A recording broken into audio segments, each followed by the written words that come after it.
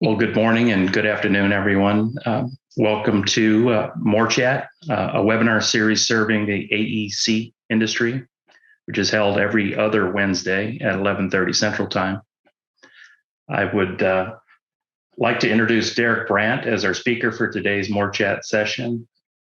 Darek is a licensed professional engineer out of our Orlando, Florida office and has been in the industry in Florida for more than 15 years. Darek is delivering building enclosure commissioning projects throughout the Southeast, from Miami, Florida to up into North Carolina. During these projects, he has identified many misconceptions regarding building enclosure commissioning, and we look forward to hearing about them right now. So with that, I'll turn it over to Darek. Thanks for the introduction, Randy, and thanks everyone for joining. So we have a 10-minute MooreChat. If you've seen any of these so far, we dive into a topic and we talk about it for 10 minutes, and we open it up for questions. So with that, we'll dive right into it and talk about some of the misconceptions that we've seen over the years in building enclosure commissioning. Wanted to start really a little bit and give a little bit of background on commissioning. We know that those that are interested in this MooreChat probably have a pretty good idea of what it is and what it consists of. Wanted to start and have a backdrop showing the type of projects that can sustain building enclosure commissioning. Commissioning, of course, starts as, and we've heard of folks way back in the day commissioning a ship or commissioning a shipbuilding. The same goes for commercial construction projects today, and an owner commissions a building to be built, but they want it to be built in line with their owner's project requirements. And that's where we come in as commissioning the enclosure for the owner. The mechanical systems are oftentimes also commissioned, and that's really where commissioning started. Some of the parent documents are ASHRAE documents, but that's what commissioning is in a nutshell. Is ensuring that an owner does get what they wanted in their published document as far as the requirements. Scrolling through some of the photographs here of the types of projects that can sustain building enclosure commissioning. But we'll get right into it here. Is one that we hear frequently is that building enclosure commissioning is the same as building enclosure consulting. Well, yes and no. Portions of it are. But I commonly make the analogy that when we're talking about building enclosure commissioning, it's an entire book, right? And it starts it's a process that we follow to ensure that the owner does get what they want out of the project, and we're involved on that owner's behalf as their expertise from the building enclosure side, all the way from pre-design during the selection of their design team and build team, all the way through the occupancy phase of the building. So number one misconception is this the same. Well, there are certainly items about building enclosure commissioning that would fall under the building enclosure consulting category, but they're not all the same. The analogy I make is again, building enclosure commissioning is the entire book. You could rip out any one page of that book and offer that as an enclosure consulting service to an owner. Here's another one. Here is building enclosure commissioning is the same as third-party review. It's kind of mirrors the punchline from the first misconception, in that building enclosure third-party review is a task that is performed as part of the building enclosure commissioning process. Again, it is a process, start to finish, pre-design all the way through occupancy of the building. And independent design review, as the parent documents call them, is required as part of the commissioning process. We review the design documents put forth by the owner's hired architect. We review those again on the owner's behalf to ensure that owner's project requirements are being met, and that we have a design that is buildable and that meets the performance requirements and the owner's requirements. Another one here, building enclosure commissioning adversely affects the budget. Well, of course, there is an added cost for the owner hiring a building enclosure commissioning agent for their project. But when building enclosure commissioning is done properly, and by that I mean when building enclosure commissioning agent is retained at the proper time in the project, which is very early in pre-design, and they can provide that input, help develop the owner's project requirements with the owner, help develop the basis of design document with the architect, and stays on throughout the construction and into the occupancy phase, it actually reduces the overall budget of the project due to change orders and switching of materials and schedule impacts, which we'll talk about in a minute. So again, not true that it adversely affects the budget. There is an added cost, but the value of commissioning far outweighs the cost impact on the project. Again, BECx, another misconception here that BECx adversely affects the schedule for a project. Same thing, of course, we do need to make the allotments for the commissioning process in the project, but at least from the building enclosure side, a little bit less to a degree than the mechanical side. These processes of building a building, the schedule is going to essentially remain what it is, independent of the commissioning process. That's the beauty and the value of the commissioning process, that we're integrated in that team, and the design is going to take a certain amount of time from start to finish. For example, we would provide those reviews within that schedule as to not add any additional time to the design schedule for the owner's hired architect team. We would review within those windows, provide comments, have our meetings. The architect goes forth and makes those improvements on the owner's behalf, and within the schedule constraints. Same for construction. There's not 2 weeks, 3 weeks, a month that we need to add for enclosure commissioning during the construction project. It flows within that, and it actually reduces the schedule, and that repairs are not needed, as these items will be caught during construction. And also there's less go backs later due to building enclosure deficiencies, as we're tasked with, and help the owner point out any deficiencies during construction and early in that process, so the schedule is not impacted. There's another misconception: architect and general contractor will address all the building envelope design and construction issues. Well, true, they have hired the architect to design the building and the general contractor to build the building, but they are always accepting of additional input during the design of the building from a building enclosure expertise perspective, and the same with the builder during construction. They're very welcoming and for another set of eyes on the work during construction, so that all items can be designed and constructed properly. Owner's representative or owner's project manager will complete the same tasks as the BECx agent. Again, that's one that's not true. Owner's rep is there to manage the project on behalf of the owner if they don't have internal project management staff or want an additional layer of that hired by a third party. But that's not what the building enclosure commissioning agent does, and the owner's rep doesn't have deep building enclosure expertise. So that's another one that's simply not true. Building enclosure commissioning agent plays a role that's independent of any hired project manager or owner's rep for the project. Here's another myth. General contractor will repair any building enclosure defects during the warranty stage. Well, yes, if there are any, they would repair those during the warranty phase, but that's no substitute for catching those during design and in construction. It's less costly, it's less time consuming, there's less impact to the end user, the occupants, and the owner of that entity. So it's a better practice to have a building enclosure commissioning agent provide that level of expertise during the project until waiting to after for the issue or deficiency to manifest, and then having the general contractor repair that in warranty stage, which likely has a high impact to the building. Here's another one.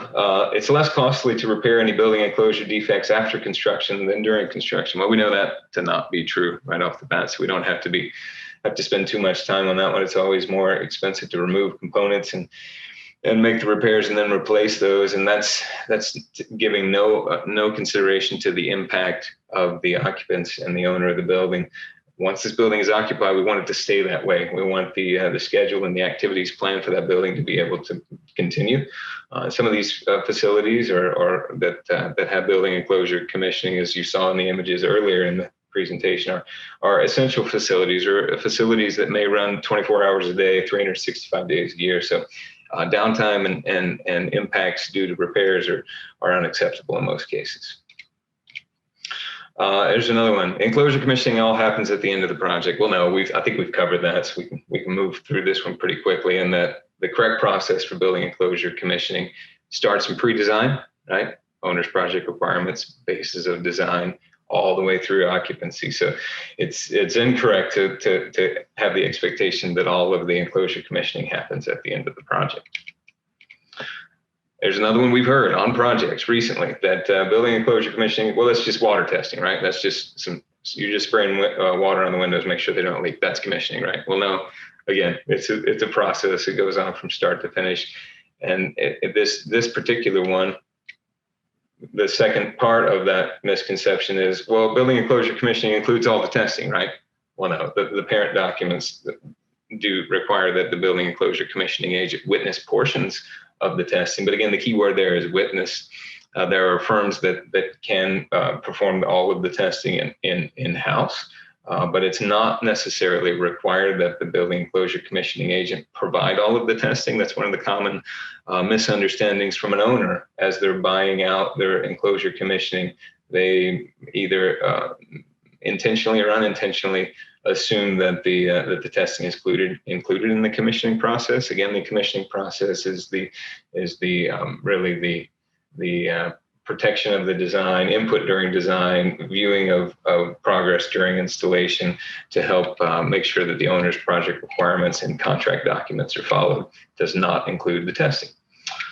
Now, the building enclosure commissioning agent will write the testing specs, and that will be included in the contract documents, but the physical performance of the test not included.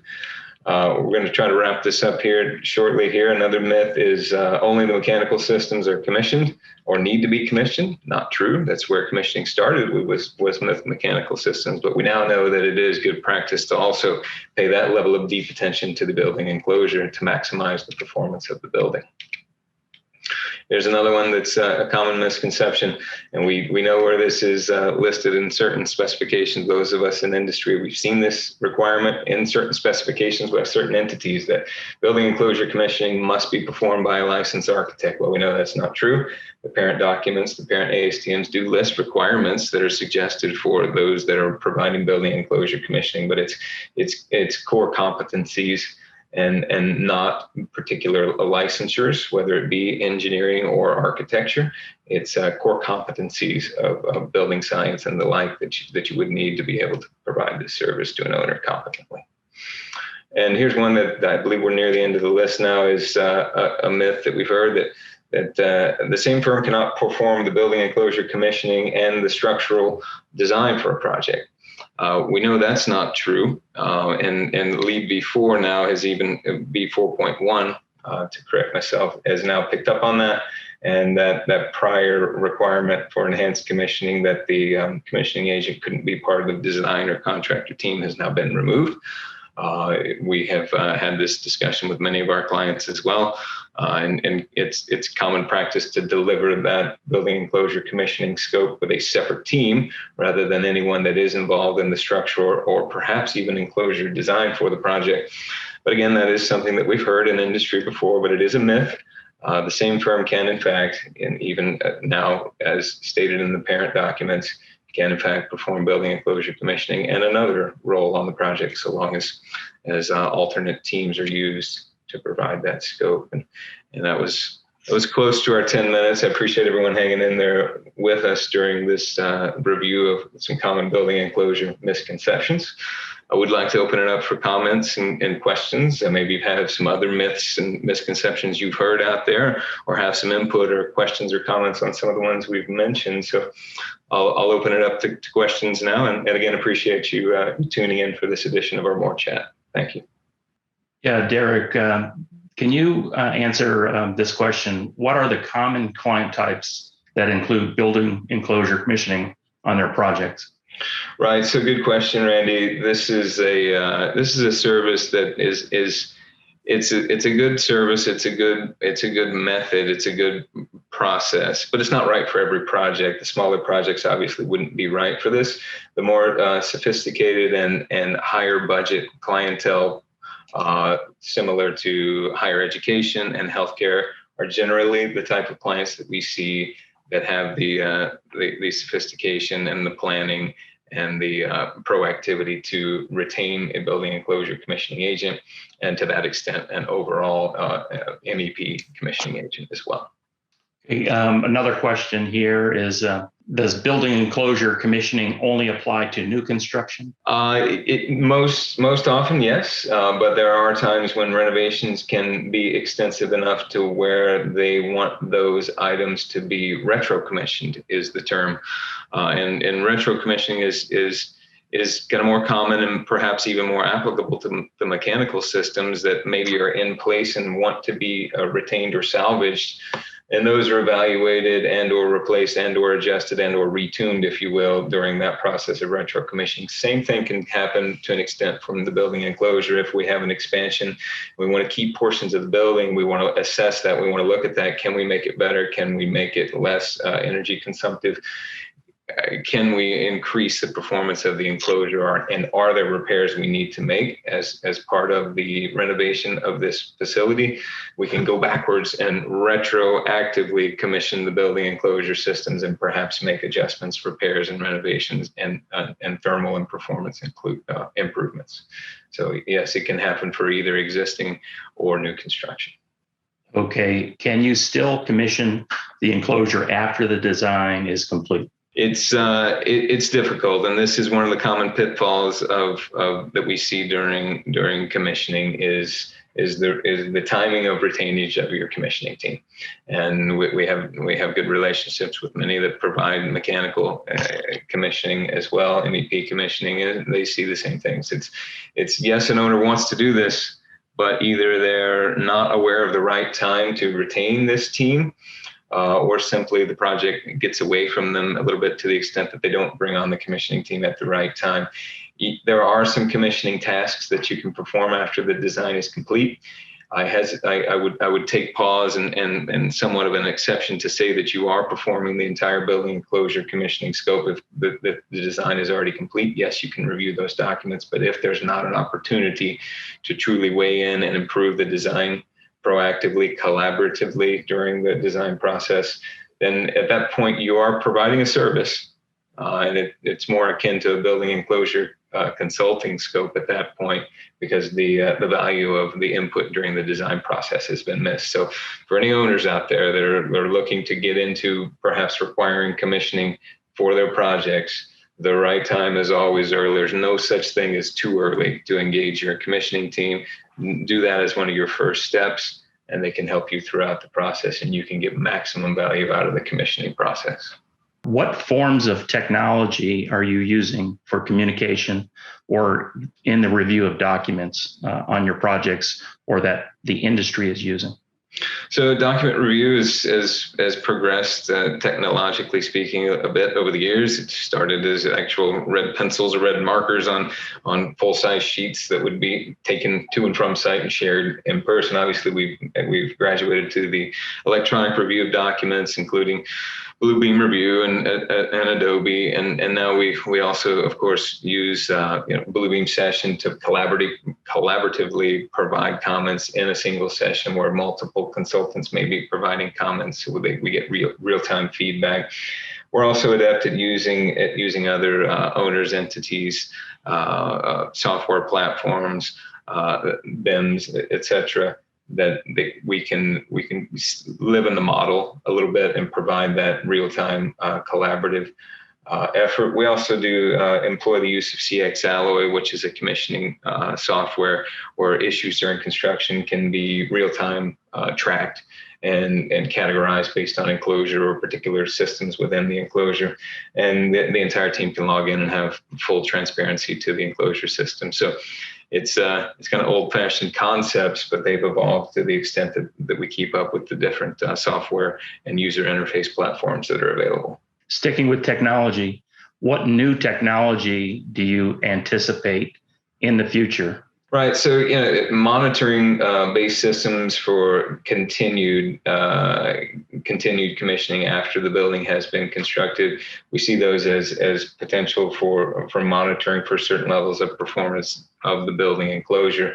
We're seeing those more specified and used, so that the commissioning process doesn't stop after we're finished. There are sensors and technology that's left in place to monitor the health of your building enclosure to the extent that it effectively monitors the health of your building occupants, right? There's a building health and wellness aspect to this. The technology will improve as far as gathering information in site and communicating and providing those comment reviews. Most of this will remain communication based, and that face-to-face, email, phone call, on-site conversations become the key part of providing the service, supplemented by the improvements in the technology that we now have at our disposal. What's the biggest challenge in performing commissioning? Biggest challenge is the various parties from my standpoint. It's we have there are various shareholders, various entities that are involved, and they all have a high stake in the project. The owner obviously has retained the building enclosure commissioning agent, but we end up working very closely with the architect during the design phase for the project. But similarly, we work very closely with the contractor during the construction portion of the project. So maintaining that balance of effective and appropriate levels of communication with owner, our client, architect, who we work with closely in design, contractor during building, that remains the biggest challenge from an internal operations project delivery standpoint. Our biggest challenge in industry is, one, these misconceptions that we're kind of fighting against, the education within industry of what actually commissioning is, what are really the right and wrong ways to go about procuring this, what are the right and wrong ways to deliver this, and most importantly, of one of the items that we spoke about today is the timing of retaining the building enclosure and overall commissioning agent. The continued education within industry is one of our greatest challenges, to the extent that we are engaged at the proper time in the project. When is the best time to hire a building enclosure consultant and commissioning provider? Right now, you could ask this question 3 or 4 more times, and it wouldn't be too many from my perspective. The best time is early. There's no such thing as too early. When your project is in the conceptual stage of planning, and you're looking at your architecture teams to retain that team, you're looking at your pre-construction design or constructor GC team. That's the time to bring on your building enclosure and overall commissioning agent for the project, so that because two of the biggest documents that are used to ensure compliance throughout the course of the project are the owner's project requirements, usually abbreviated OPR, and the basis of design by the architect, or from the mechanical side, the MEP engineers. Those 2 documents remain active and are updated throughout the project. But if your commissioning agent isn't involved on that, you've kind of wasted an opportunity to reach back and get the value of that expertise from someone that you may hire later. But again, earlier the better. There's no such thing as too early. What is the most rewarding part of delivering building enclosure commissioning projects? For me, it's the local aspect of delivering these projects for owners, and often it's places or entities that we've enjoyed over the years, whether it's universities that we've attended locally, or attended events at, or hospitals that we've had our children born at, for goodness sakes. It's the tie-in to the local communities, being a part of that, the deep relationships and the value and the feeling of accomplishment of delivering these projects, which are multi-year projects from concept all the way to occupancy. You get to see the entire process, right? And you get that feeling of accomplishment and the feeling of belonging and becoming a part of your community. To me, that's the biggest reward. And if you have any other myths or misconceptions that you've seen, I think my contact information was listed originally. If not, you can find me on LinkedIn. Send me a note, or send me a note to my email, or give me a call. Hey, Darek, this is good afternoon. This is Gabriel Jimenez. Hey, Gabriel, how are you today? Doing great, thank you. I have a question, and it's also a myth, that the commissioning services fees are too expensive and they cannot be afforded in a project. Can you elaborate, maybe from your experience? What is the typical percent of a construction cost that the fee is, and the value that is put in there? Because obviously I see this myth that this is too expensive for a project to bear something like this, when you have other consultants that theoretically should be covering this. Can you elaborate more about this? Thank you. Right. No, it's a good question. What does this all cost? And, a lot of it, and equating it to construction costs is sometimes not applicable, just given the nature of some of these facilities with the high cost of some of the mechanical and the overall construction costs with some of the hospitals for the components and systems that will live inside these facilities. There's also, and I think it's important to couch this within this conversation of what does this cost and what is the value of the various levels of commissioning. Now, there is a fundamental commissioning that's defined by the parent document, ASTMs, and also in LEED, that is really just a review of owner's project requirements, BOD, and one independent design review. And so there's not a lot of cost associated with that, and there is some value to that. But let's keep in mind that value stops at the design phase of the project, and you don't get the value through the construction, in which the defending of the design is one of the major value adds there. The cost for this is it's dependent on the project. There are various levels. The smaller fundamental designs design reviews can generally be performed under $10,000 for a fundamental building enclosure scope for really any size project. These scopes of services, depending on the types of building and the custom level of scopes that are developed for these different projects, it's not necessarily the exact same scope for every single project. You may base your scope based on the parent documents, but various entities will have various requirements that they would want for regarding site visits, regarding meetings and submittal review and the like. All of these would affect the number. So the cost associated with these projects can range anywhere from, say, $5,000 to $10,000 all the way up to, from a purely enclosure standpoint, all the way up to in the $200,000, $250,000 range, depending on the project side. It's hard to really give a percentage and an exact cost for each project or each situation, because they're all somewhat different and somewhat custom for each scope and project. But if you had additional questions on specific pricing for specific projects or healthcare versus higher ed, I'd be glad to have that conversation with anyone that's interested, if you would like to reach out. I had one other question for you, Darek. When's the best time on a project to hire the BECx provider? I'd like to hear that question 2 or 3 more times, but it is earliest in the project. The pre-design phase, if you don't mind. Well, I think that is about it, Darek. I certainly appreciate you doing this presentation. You do bring a wealth of information to everybody. So if there aren't any more questions, I think we can wrap up and thank everybody for attending. And we will catch you in a couple of weeks. Thank you.